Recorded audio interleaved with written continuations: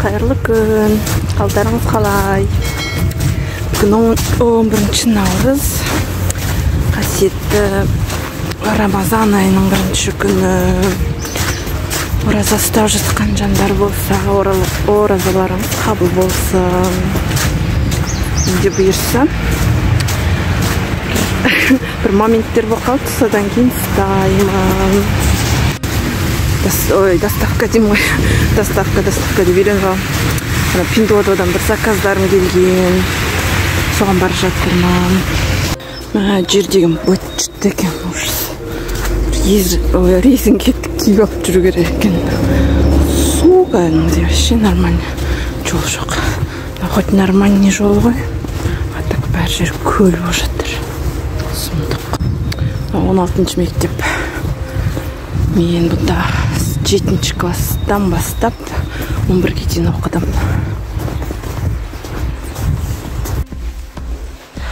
Екі заказым. Біреуді сумка болу керек мамаға. Бір өзімдік. Үйге барған соң көрсетем.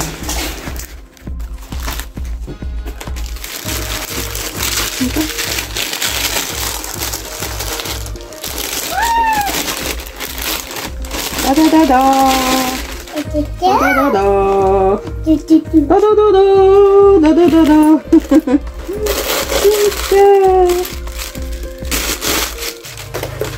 Сука.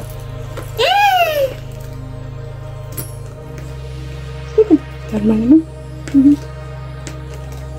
Нормально ма? Жабыс керек. Насын тағып берен. Мә. Бағанағы сумка осындай мамаға алған. Бағана қалды. Өзіме осындайтын басқандай цветін, ашық қоңыр цветін заказ беріп қойдым. Потом осындай жүзік. Бұл енді арзан тұрады, бірақ серебро деп тұр, 925 центші проба деген жазуы бар.